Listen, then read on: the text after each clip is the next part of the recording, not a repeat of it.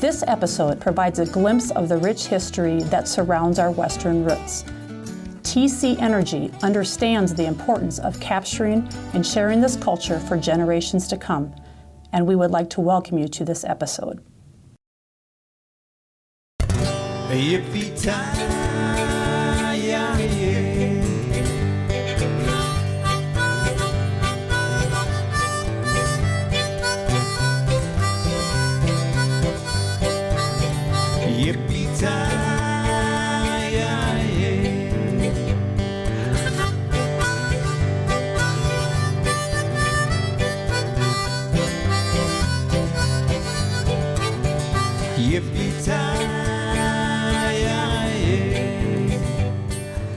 I grew up in Manteca, and the first rodeo I ever seen was in Oakdale, and a lot of cowboys live there.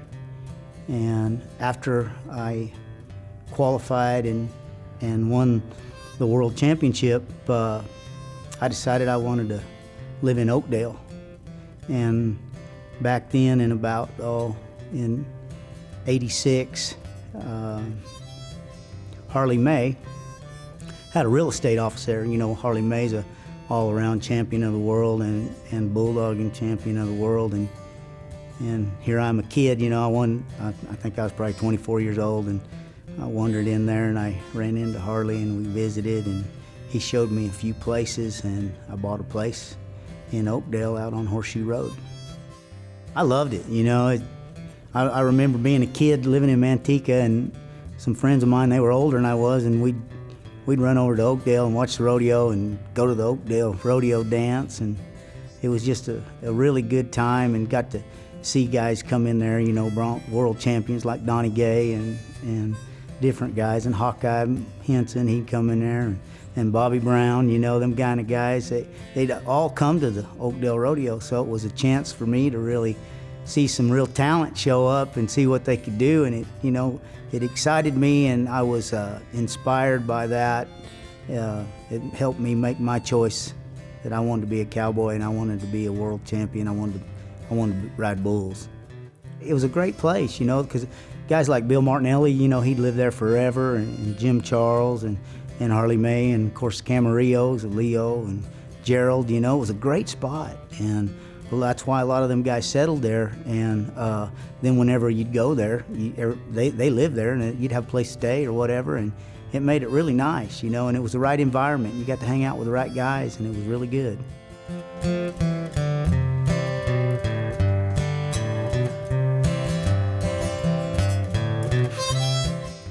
You know, growing up in California, I team roped a bunch when I was a kid, you know.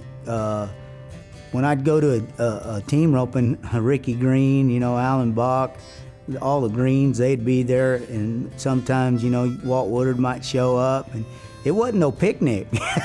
You had to know what you were doing, and you know, I'd starve to death in the team roping out there, and one day I told Walt Woodard, I said, I think I'm gonna ride bulls. He says, you're gonna get hurt. And so, you know, but I really couldn't win any money. It was tough. I placed, you know, and then I, you know, found my lick whenever I started riding bulls, and I started winning, and I thought, man, this is fun. Once you start winning, it becomes fun.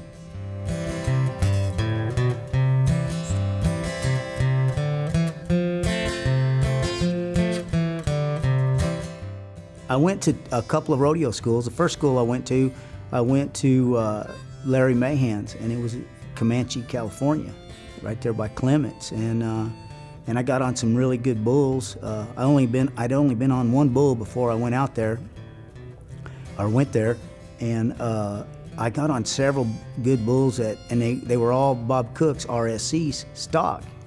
Well, by the end of the school, I got on this little bull called Peludo, and I'd only been on like 12 bulls, you know, before I got on this bull, and none of them spun, you know, all good jump kickers, something you learn on, you know, and Pluto jumped out and turned back right in the gate, spun with me, you know, into my hand, and I didn't even know what I was doing. I was just trying to stay up there, and I was able to ride him for 8 seconds, and I got off of him, and Larry, you know, he walked over there. Here's, you know, I'm just a 14-year-old little kid because I wasn't very big, and he said, dang, he says, you keep improving the way you did at this school, and you could be a champion someday.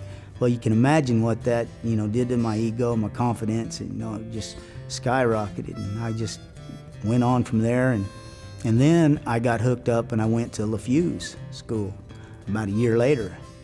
And Gary, he introduced me to the power of positive thinking and psycho-cybernetics. And then I started to understand how my mind worked and what I would program into my mind. If I kept programming it, it would eventually happen. And I started setting goals for myself. And my first goal, was to be Rookie of the Year. In 1980, I won Rookie of the Year. Well, I rodeoed with Jerry Beagley, and in '79, he was runner-up to Donnie Gay. So Jerry knew how to rodeo. He was a great bull rider, and he took me under his wing and showed me how to enter rodeos, how to get to rodeos, flying across the United States, renting cars. I'm a 19-year-old kid. I don't have a clue. And he shows me all that stuff, and that was my first leg up, and I was able to win a Rookie of the Year. And then, I set my goal to qualify for the finals, and I did that in '82. I was rodeoing with Charlie Sampson, and I got to see Charlie win the world that year. And then, my goal was to be the world champion. Well, in '85, I achieved that goal, and I just, was just one goal, one step at a time. But that's how I learned to think positive. Every time I got bucked off, this is on my way up. Every time I got bucked off, after I set my goal to be the world champion, and when I got drilled into the ground, I would jump up and tell myself, "You are the best, you are the champ." I would say it all the way back to the buck and shoots. And what I was doing is I was replacing negative feelings with positive thoughts. And I kept it up, and I kept it up, and I kept it up. And every time I would get drilled, that's what I would say to myself. And you practice that over time, and you get stronger and stronger and stronger in your mind. That muscle gets strong. And the more you believe, the more it's going to happen. The more you're going to win. And when you get focused like that, great things are coming. Yippee-ki-yay.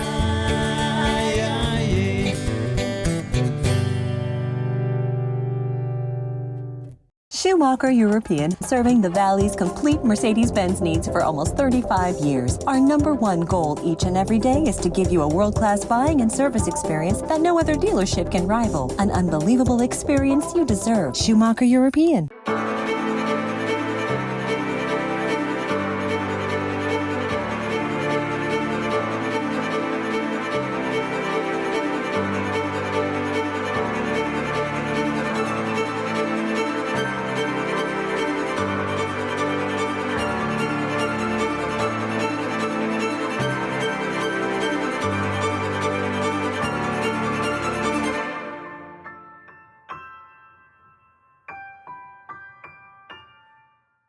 When looking for a new financial institution, forget the rest and head west. Head to Western Cooperative Credit Union. Whatever your financial need, we're the best in the West and probably everywhere else too. Western Cooperative Credit Union. Join the herd.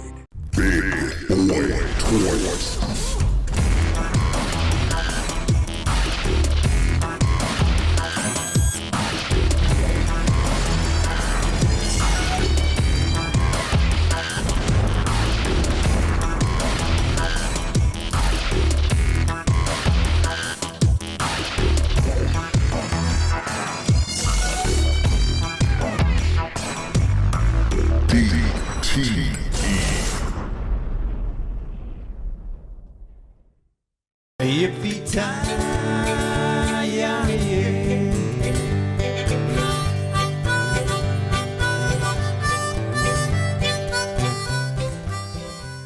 NFR #1, I was excited. I couldn't believe what was going on. And to hear, it was in Oklahoma City, and to hear Reba McEntire sing the national anthem was pretty exciting. I nearly fell off my Grand Entry horse the first time. I was so excited. And Charlie and I, we rode Julio Marino's horses, and it was just great because Julio, his head horses were awesome. And we'd always ask Julio, "Hey, let us ride your horse in the Grand Entry," and of course he'd let us, and we had a big time. 2 rodeos that I love. 1, the National Finals Rodeo. That's #1. #2 is Calgary Stampede. I had a lot of success up there. You know, I won the gold medals in '88, and I won the Calgary Stampede, I think, in '92, and I won a big bull riding that Cody Snyder put on up there, and probably in the early '90s. So I had a lot of success in Calgary. It's the greatest show on earth. It's so exciting because you get on great bulls and everybody's there, and it's, you know, we just come off the 4th of July and we get to go to Calgary and we get to spend 3 or 4 days in one spot and not have to be traveling around. You kind of get to go there and relax and enjoy yourself, and there's just so many people from all over the world. The Calgary Stampede, it brings in people from all over the world. And it's just a fun atmosphere, you know, and you're around your friends and you kind of get to relax because you just come off the 4th of July, and you know what the 4th of July is like. You go to like 13, 14 rodeos in 4 or 5 days, and you're ready for a little relaxation after that run, and then you get to go to the Calgary Stampede and you have a chance to win all that money up there that's available. It's pretty exciting.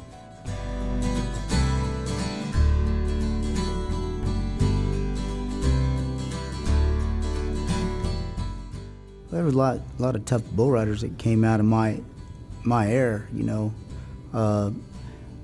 Denny Flynn, Donnie Gay, you know, they were kind of my heroes, and they was at the finals in 1985. They might have been their last finals, but those guys and a lot of other guys, and then came along, you know, Lane, Tuff, Jim, Ty came in, and got great bull riders came in right at, you know, after they were leaving. That's when I was kind of in there of Donnie Gay and Denny Flynn, and then all of a sudden, here come this other group, and with Charlie Sampson, you know, Charlie and I, we rode together, or traveled together, and a bunch of tough bull riders came out of that era. And then we had the mindset of, you know, never giving up, never quitting, and that's how the PBR was formed.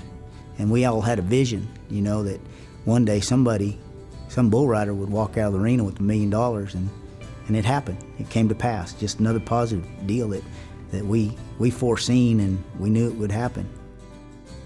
A bunch of us went to BROs, the Bull Riders Only, and it came to a point where they wanted us to sign a contract and say we were only going to their events.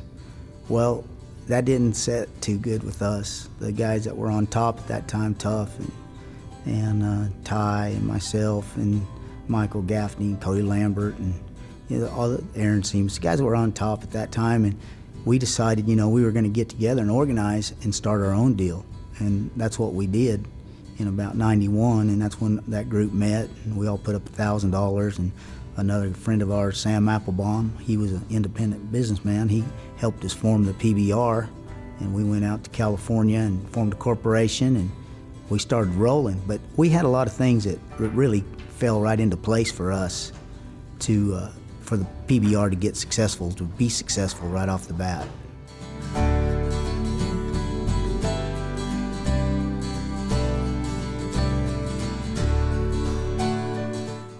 I don't feel like I was overly gifted at all. You know, I feel like I worked extremely hard, repetitiously, over and over and over and over and over, until you know, it became second nature. That's what makes you talented, is becoming second nature. It's no different sitting down and you and I having a cup of coffee. We don't think to take a drink of that coffee. No difference. We just do it. And that's what you do when you climb down that buck and chute. When you're prepared, you just do it. You know what's so exciting about bulls today is, and I was talking with Bobby Steiner the other day, and he really made a great point. He says, you know, there's always been ranked bulls, but what you don't see as many today is big eliminators. Bulls that really leap forward and duck and dive hard, either right or left, where they really got you strung out. He says they all buck, they all kick up high, and they all turn back hard. And when you ride a bull like that, when you ride them, it's easy. And if you make a mistake, they're gonna drill you. And that's how ranked bulls buck, but not eliminators. They're different. They get you leaning back and then they duck away from you, and they're hard to ride. There's not as many of those today. There's so many good bulls out there and ranked bulls that there's fewer eliminators, and that's great. I got on Bodacious. I didn't ride him, but I probably rode him about 3 good jumps, and he bucked me off. But I've been on Red Rock. I rode Pacific Bell 3 times, You know, I've been on some ranked bulls, but and those they don't come much any ranker than those kind of caliber of bulls. They can't buck any harder than what those kind of bulls. I've been on Cowtown. I've been on a lot of ranked bulls, you know, but I like getting on those kind of bulls. I didn't like getting on Grasshopper, a lunging bull that would try to, you know, get you to the end of your arm and then duck away from you. That wasn't fun. But them bulls that buck, they're fun. I don't really remember being intimidated by the bulls. Just the excitement of being there, you know, was overwhelming. Just the excitement of being there, because the bulls, you know, we got on the same bulls all year long, and there were some ranked bulls, some eliminator bulls, and some you just loved to get on, you won on, you know, so that you were looking forward to that. But the intimidation really wasn't there, but it was overwhelming, the excitement.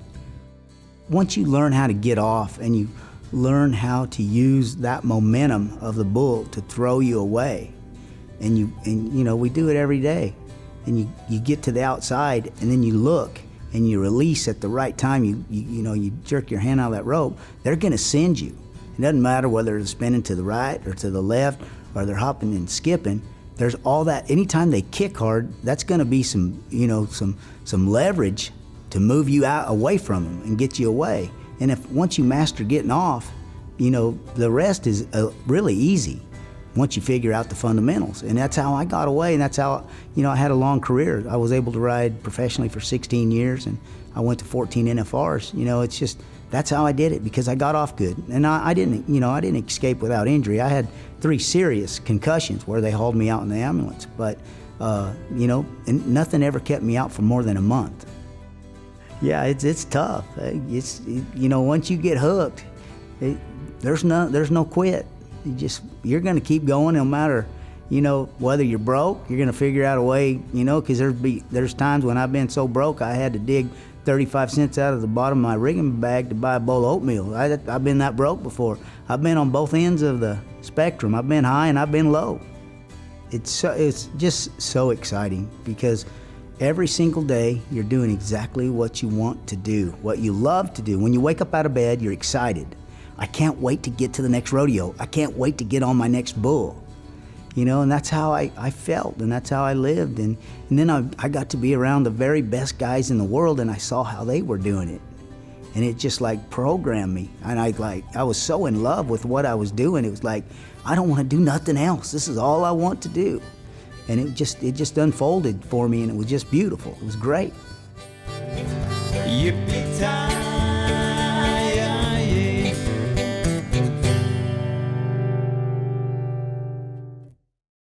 You've always dreamed of owning your own land and working it too. To make it perfect, you need just the right tractor. GC 1700 Series compact tractors from Massey Ferguson. Easier to operate and more versatile than ever. For any job. You're living your dream. Now you can drive it too. Visit your Massey Ferguson dealer today.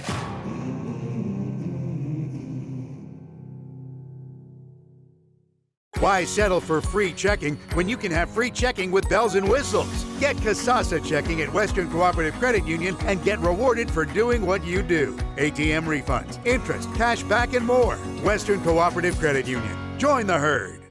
This life, full of moments, big moments, small moments, in between moments. It's about missing out on nothing and celebrating everything.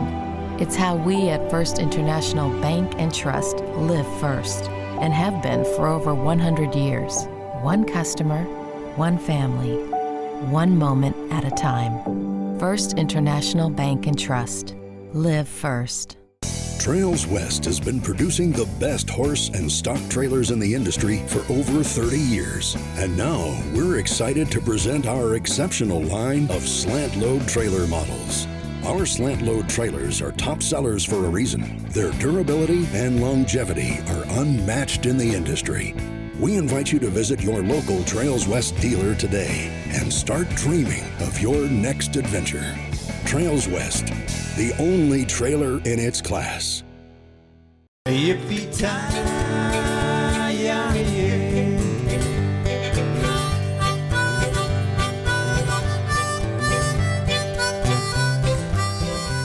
I promised myself that whatever I got involved in was going to have an opportunity to make money, because you know, rodeoing, it didn't always pay as good as it does today. It pays really good today, and it paid okay. You know, once we moved the finals out here to Vegas, it got better. But I just made a promise to myself that, you know, whatever I got into, and I got into the car business, and I would go to the auctions and buy cars and sell cars to different dealers, and I wholesaled, retailed, and then I also had my trailer license. I bought a little lot out there in Escalon, California, trailer lot, and I sold trailers out there, and that's what I did for a while.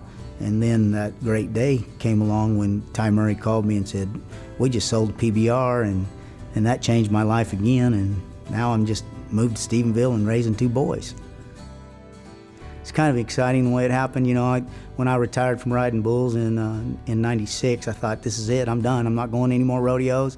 I'm not going to get on any more airplanes, because I'd done a lot of traveling, you know, in 16 years of professional rodeo, and I was it. I was done. I was really tired of it. And here, you know, a couple of little boys come along, Wyatt and Weston, and Stephanie and I decided, you know, maybe we ought to move to Texas, and we moved to Stephenville, and we're right back in the middle of it. And you know, Ty, of course, you know, he rodeoed the same time I did, and I was at the end of my career when he was really hot. And Adam and Gilbert Creo, they rodeoed with me, and they live there, and just a lot of guys live there. And you know, we thought, shoot, let's give Stephenville a shot. And we moved there, and the boys been going and helping at the Brandon at Ty since they're about 5 years old. And Ty tells them, work every event. And I was like, all right, you know. And then all of a sudden I got a living quarters, and I'm going to about 30 junior rodeos a year, and every one of them junior rodeos cost me about $800 a weekend. I went, dang it, what happened? But we're having a great time. I know their future's bright because of the way I'm helping them program their mind. I'm programming them for success. I don't care what they pick, as long as they love it. I know they're gonna be successful, because when you program your mind right, you're gonna get the right results every time. You look through history. Warren Buffett, what did he do? He says, don't settle. You know, you got to pick something you love, and you stay after it. All the great guys, you know, all of them, they all say the same thing. And I'm programming them boys. It's gonna be tough. There's nothing easy about it. But if you love it, you won't quit, and you'll stay in there till you figure it out, and it becomes second nature. I just tell them, you know, I say, you need to get to a school, you need to learn the fundamentals, you need to learn how to get off first, and then you need to start, we practice for one reason. We practice to build confidence. You don't get on bulls, it's gonna buck you off. You don't get on steers, it's gonna buck you off. You gotta stay on to learn balance and to learn feel. The better you feel it, the better you're gonna stay on. And so you gotta stay on to learn how to ride. So that's the most important thing for the next, you know, 100 you get on. You need to stay on. So don't get on nothing too rank, because you're not gonna learn nothing.